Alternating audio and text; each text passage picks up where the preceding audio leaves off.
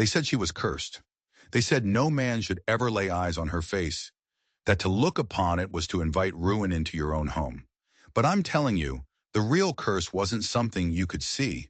It wasn't written on her skin or carved into her bones. It was carried in the hearts of the men who called themselves her family.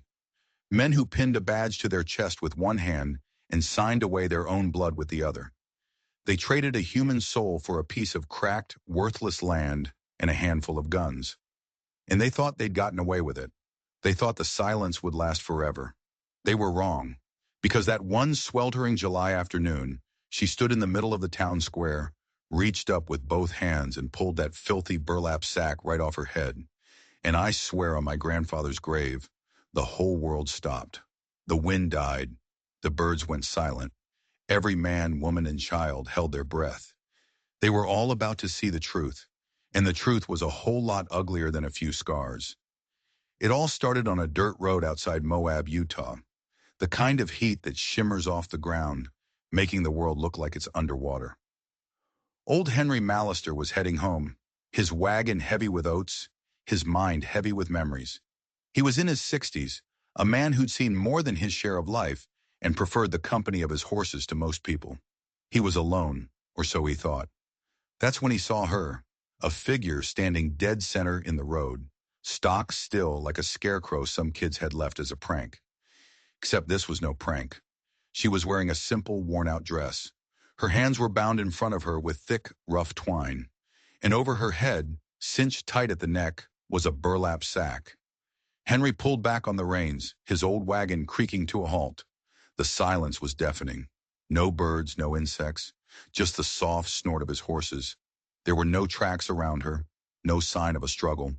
It was like she'd just materialized out of the heat itself. He was a man who knew the desert, and the desert doesn't just drop people out of the sky. Something was deeply, terribly wrong. He sat there for a long moment, the sun beating down on his neck. His first instinct was to ride on by. Moab was a place where you learned to mind your own affairs. Asking questions was a good way to get an answer you didn't want. But then she spoke, and her voice was so quiet it was barely a whisper, a dry rustle of leaves. Please, don't look under the sack. Henry wasn't a hero. He was a rancher.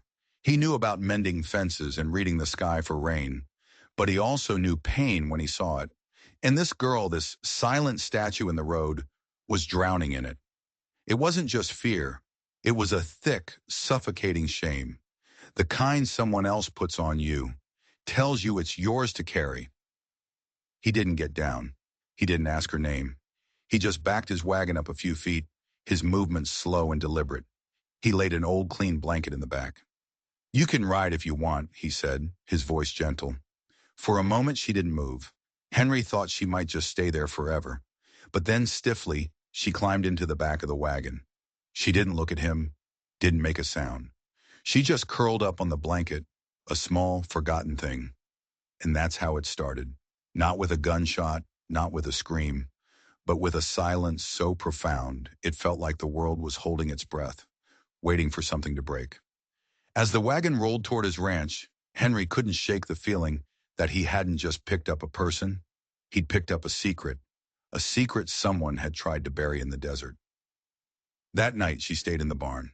Henry brought her a plate with a biscuit and some salted pork and a tin cup of water. He left it on a crate just inside the door and walked away without a word. He didn't want to spook her. It felt like trying to coax a wounded animal out of the shadows. The next morning the plate was untouched. The water was still full. She was huddled in the far corner, a ball of misery wrapped in that cursed sack. Henry just sighed, took the plate, and left a fresh one. He did the same thing the second day and the third. Silence. Stillness. The food always untouched. Henry was starting to worry. A person couldn't go that long without water, not in this heat. He was thinking he'd have to call the sheriff, a man he didn't much like or trust. When on the fourth morning, something changed. The biscuit was gone. The water cup was empty. Relief washed over him, cool and clean. But then he saw something else. Next to the folded blanket where she slept, there was a small, strange object. It was a single loop of black thread, tied in a complicated, deliberate knot he'd never seen before. It wasn't a knot for mending or sailing. It looked intentional, like a message without words. He picked it up, the thread feeling impossibly fragile in his calloused fingers. What did it mean? Was it a warning? A thank you? He didn't know, but he slipped it into his pocket. It felt important. Later that afternoon, while he was out mending a fence line that bordered the desolate scrubland, he felt eyes on him. He straightened up slowly and saw a boy, no older than 10, with bare feet caked in dry mud, and the serious, haunted eyes of an old man. He hadn't made a sound. 1 second the fence line was empty. The next the boy was there. Henry wasn't a man who spooked easily, but the kid's silence was unnerving. He wiped the sweat from his brow with the back of his hand. "Something I can help you with, son?" The boy didn't answer. He just stared. His eyes flicked from Henry to the barn, then back to Henry. A silent question. Henry understood. He kept his voice low and even. "She's in the barn. She's safe." He paused, then decided to trust this strange little ghost of a boy. "She asked me not to look under the sack." A flicker of something, fear, maybe relief, crossed the boy's face. He looked down at his own dirty feet, then back up at Henry. His voice was as soft as the dust devils that danced in the distance. "She ain't ready," he whispered. Then he added something else, something that made the hairs on Henry's arm stand up. "But they're coming for it. Not just for her. For it." Before Henry could ask what he meant, what it was, the boy turned and vanished back into the brush. He moved without a sound, leaving no tracks.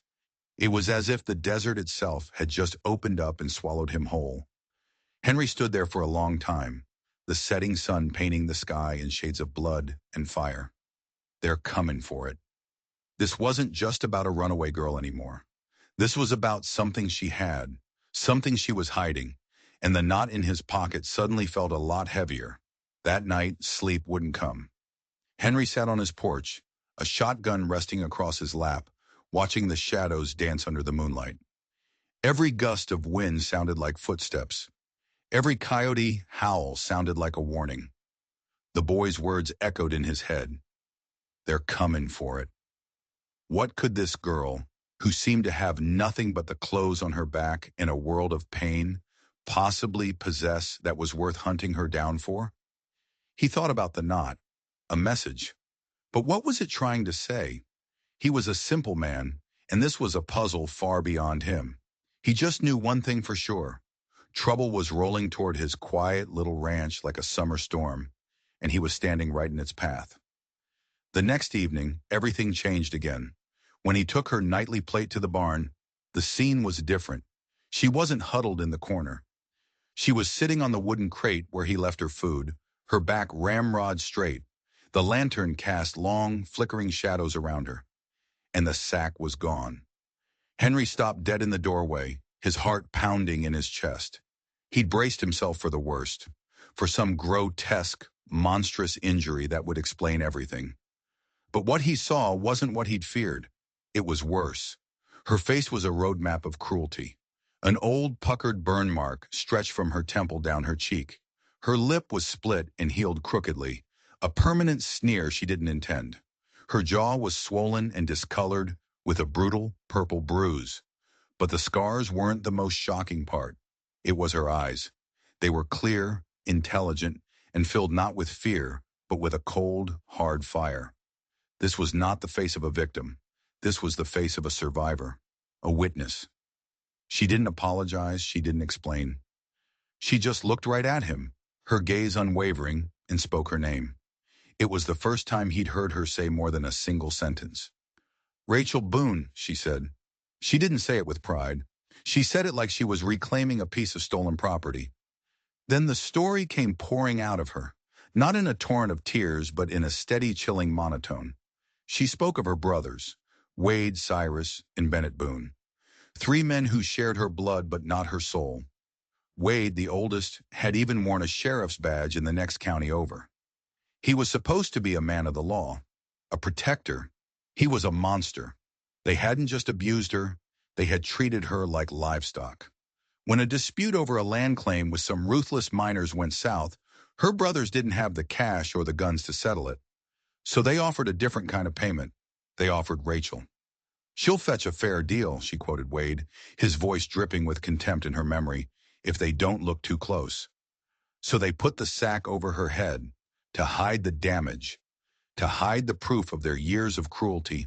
They tied her hands and were getting ready to hand her over when the boy, Caleb, a stable hand they sometimes hired, created a distraction. He'd seen the goodness in her, the humanity they tried to beat out. He'd cut her ropes while his father argued with the brothers about payment. She ran. She ran until her lungs burned and her feet bled. She ran until she stumbled onto Henry's road, a last desperate gamble. Henry listened, his knuckles white as he gripped the tin plate. This was beyond anything he had imagined. This wasn't just cruelty. This was evil. And the ex-sheriff brother Wade, a man of the law doing this? The whole system was rotten. But then Rachel told him the part that made his blood run cold, the part that explained the boy's warning.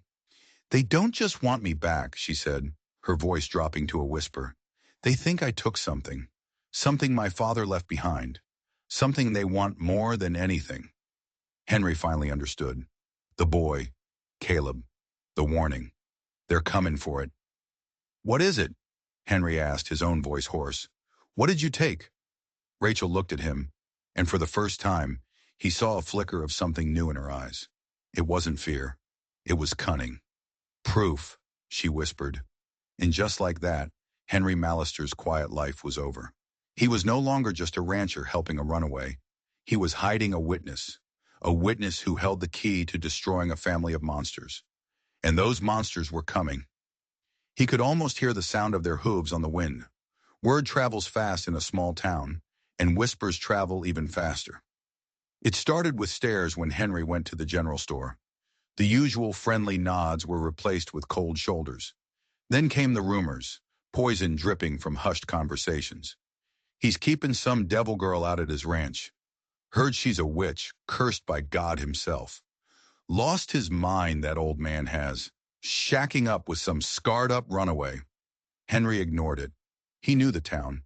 He knew its fears and its prejudices. But something felt different this time. The fear was organized. It was being stirred up, like a hornet's nest someone was poking with a stick. And he had a good idea who was holding that stick. Wade Boone, the ex-lawman. He knew how to manipulate people, how to turn a community against a single person. Rachel felt it too. She stopped coming out of the barn during the day. She'd wait until the dead of night to stretch her legs, moving like a ghost in the moonlight. She started weaving things out of twine and thread, strange, intricate patterns, knots like the ones she'd left for him, but more complex. She was doing something with her hands, keeping them busy, but her mind was somewhere else entirely. "They're turning the town against you," she said one evening, her back to him as she worked on another strange knot. "They'll use them to get to me. They'll tell them you're a sinner, that I'm a demon. And the people will believe it because it's easier than believing a man who wore a badge could be the real monster." She was right, and the proof came 3 days later. It was just before sunset. The sky was bruised purple and orange. The dogs went silent first. It was an unnatural quiet, the kind that precedes violence. Henry was on his porch, cleaning his shotgun, a habit he'd picked up in the last week. He saw the dust cloud first, a long way off. 4 riders. They weren't moving fast. They were moving with purpose, with arrogance. He didn't have to guess who it was. He stood up, the shotgun feeling heavy and solid in his hands. He walked to the edge of the porch. Rachel was watching from a crack in the barn door. He could feel her fear, a cold presence across the yard. The riders came to a stop just outside his fence. Wade Boone was in the lead. He was a big man, with a cruel face and eyes that looked like chips of ice. He still carried himself like he was the law, even without the badge. He swung down from his horse, his boots hitting the dirt with a thud. His 2 brothers, Cyrus and Bennett, dismounted behind him, their faces mean and shadowed. The 4th man stayed on his horse, his hand resting on a holstered pistol. A hired gun. This wasn't a family visit. This was an invasion. Wade didn't bother with greetings. He strode right up to the fence, his eyes fixed on the barn. "We know she's in there, old man. Send her out. This doesn't have to get ugly." Henry's heart was hammering against his ribs, but his voice was steady. She's not your property, Wade. Whatever business you had with her, it's over. A nasty grin spread across Wade's face. That's where you're wrong. Family business is never over. He took a step closer, his voice dropping to a low, menacing growl. And she has something that belongs to us. Something our pappy left. We know she has it. We want it back. And we want her back. So that was it. The proof. They were sure she had it. She has nothing that belongs to you, Henry said, his grip tightening on the shotgun. Now get off my land. Wade laughed. It was a cold, ugly sound. Your land? You think this little patch of dirt makes you a king? He looked past Henry, his eyes locking on the barn again. Rachel, you can't hide behind this old fool forever. Give us the journal and we'll go easy on you. The journal. So that's what it was. Suddenly, the situation snapped into crystal clear focus. This wasn't just about their cruelty. This was about a legacy, an inheritance, and Rachel was the one who held the key. But before Henry could process this new information, before he could even raise the shotgun, Bennett, the youngest and fastest brother, vaulted the fence. Henry didn't even see the punch coming. Just a blur of motion, then an explosion of pain on the side of his head. The world tilted, the sky and the dirt swapping places. He hit the ground hard, the taste of blood and dust filling his mouth. The shotgun skittered away, out of reach. Through the ringing in his ears, he heard Wade's voice, cold and triumphant. See? No one's here to protect you. Now where is it? He saw boots surrounding him. He saw Cyrus raise a boot to stomp on his hand. This was it. It was over. But then, another voice cut through the air, sharp and clear and full of a power he'd never heard before. Get away from him! Henry pushed himself up on one elbow, his vision swimming. The brothers had all turned. There, standing in the doorway of the barn, was Rachel. She wasn't cowering, she wasn't hiding. She was standing tall, her scarred face set like stone. In her hand, she wasn't holding a weapon. She was holding that filthy burlap sack. She walked forward, her bare feet silent on the dusty ground. She didn't look at Henry. Her eyes were locked on Wade. She walked right up to her brothers, the three men who had tormented her, and she stopped. Then she dropped the sack at their feet. This, she said, her voice ringing with a strength that seemed impossible, is what you gave me. Not a home, not protection. This. Wade just sneered. A pretty speech. Now give us the journal. Rachel didn't flinch. She just held his gaze. The journal is gone. A wave of confusion and fury passed over Wade's face. What? What do you mean, gone? I mean, I burned it, she said, her voice flat and even. Every last page, every word your father wrote about his dirty dealings, every secret you were counting on. It's all ash. The silence that followed was heavy, suffocating. Henry could see the rage building in Wade's eyes. He had lost. He had come all this way for nothing. Cyrus let out a roar of frustration and lunged for her. But what happened next, nobody saw coming. Rachel didn't scream. She didn't run. As Cyrus lunged, she moved with a speed and grace that was startling. She sidestepped his clumsy attack, and as he stumbled past, her hand shot out. She wasn't holding a knife. She was holding one of her knotted loops of thread.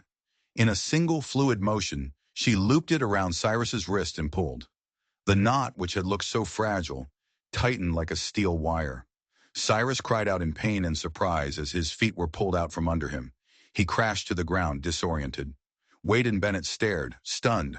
What was this? What? What did you do? Wade stammered. Rachel looked at him, and a slow, cold smile touched her scarred lips for the first time. I lied, she said. I didn't burn the journal. She then turned her head and shouted a single word towards the dark scrubland behind the barn. Now! And suddenly the world erupted. From the shadows of the rocks and the brush, figures emerged. The boy, Caleb, was there. But he wasn't alone. He was with his father, a hard-faced man holding a pitchfork.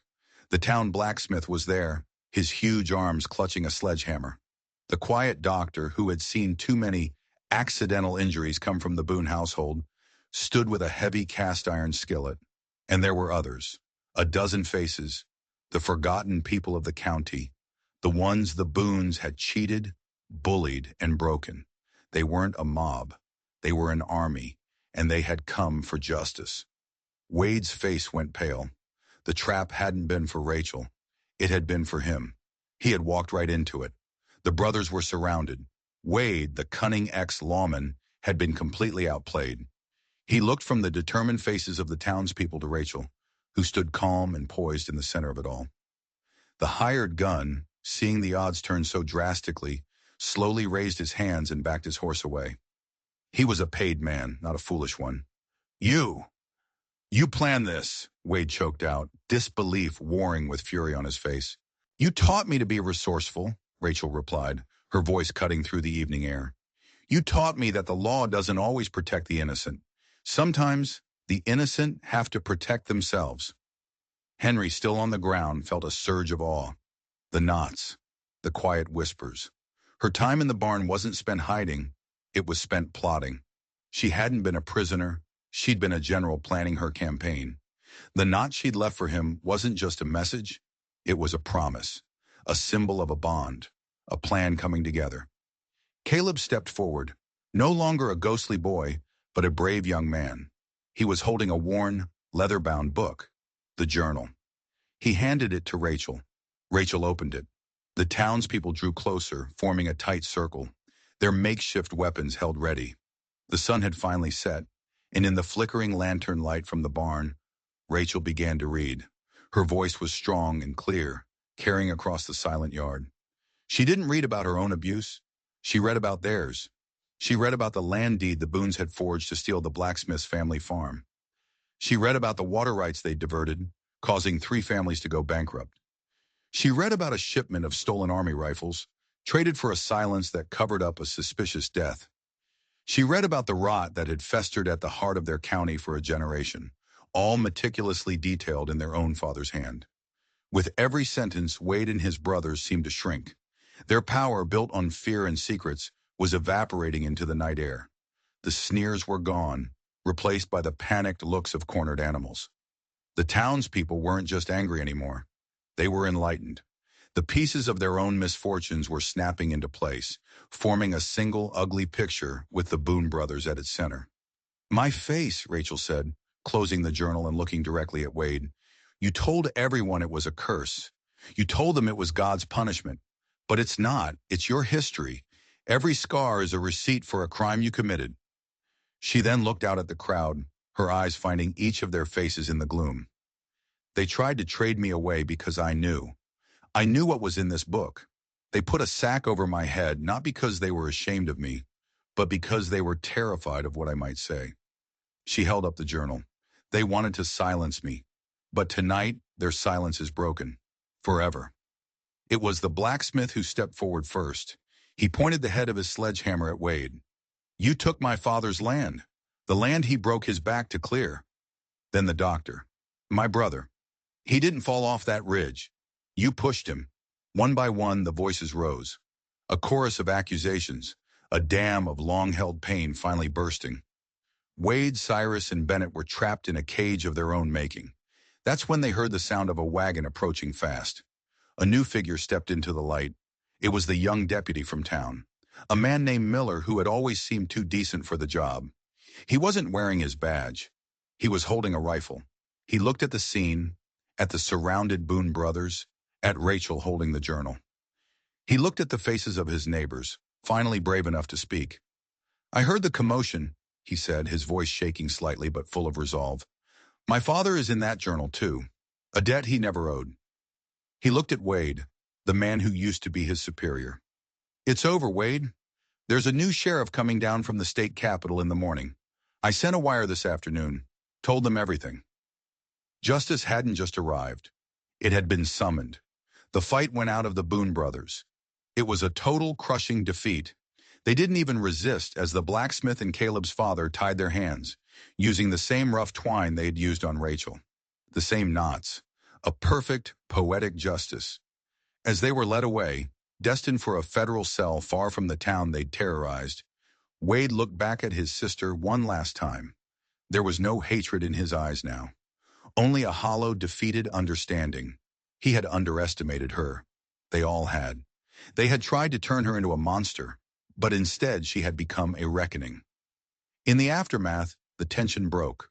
People were talking, embracing, some even weeping with a relief that was decades in the making.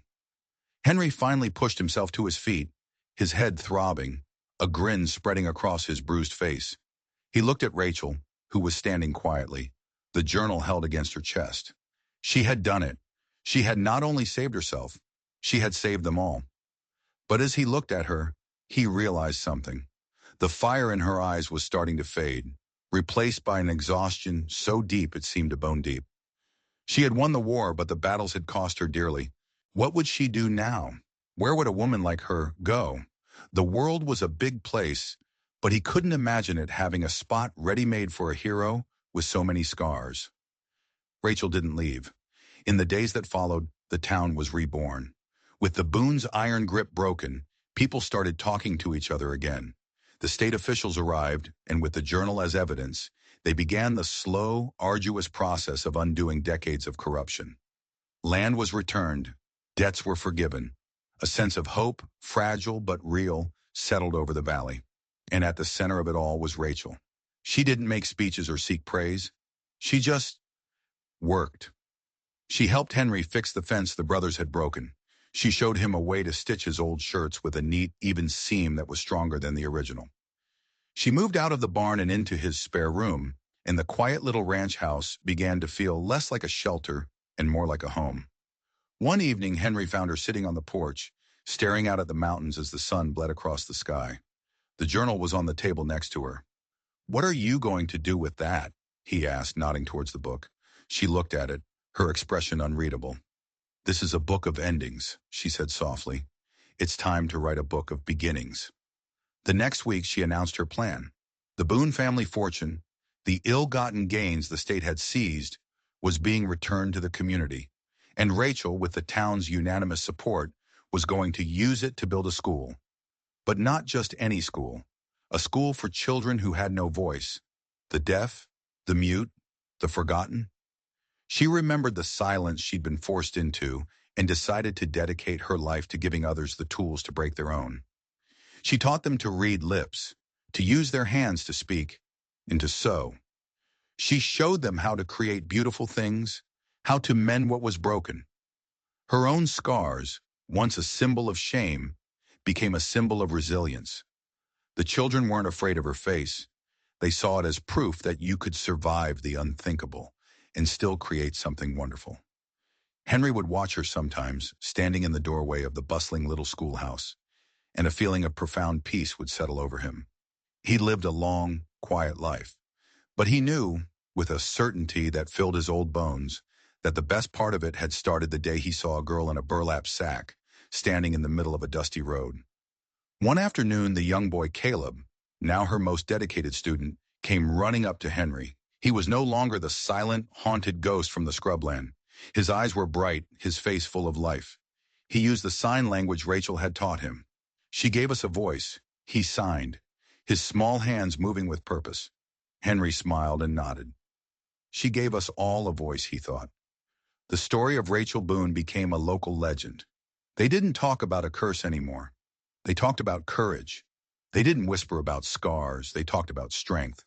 She had taken the ugliest parts of her life and used them as fertilizer to grow something new and beautiful. She never hid her face again. She wore her history for all to see, not as a burden, but as a testament, a declaration that you are not defined by what has been done to you, but by what you choose to do next. And as for the black thread she'd used to tie her knots, she unraveled them all, and with the help of her students, she wove them into a beautiful tapestry that hung on the wall of the school. It depicted a barren desert landscape, but in the middle of it, a single vibrant flower was blooming. It was a reminder that even in the harshest, most unforgiving places, life can find a way. Not just to survive, but to flourish. What about you? We all have things we hide. Maybe it's not a burlap sack, but we all carry something. A mistake, a fear, a shame someone else gave us and told us was ours to keep. We walk around, hoping nobody sees the parts of us we think are broken. Rachel's story teaches us that our scars don't have to be the end of our story. They can be the beginning. They are proof that we survived. The question is, what do you do after you survive? Do you stay hidden in the barn, or do you step into the light? If this story meant something to you, if it made you think about the sacks we all wear, then do me a favor. Hit that like button and share this story with someone who needs to be reminded of their own strength. And make sure you subscribe, because there are a million stories of courage out there, hidden in the quiet corners of the world, just waiting to be told. This isn't just a tale from the Old West. It's a reminder that the bravest thing you can ever do is stand up, take a deep breath, and show the world who you really are.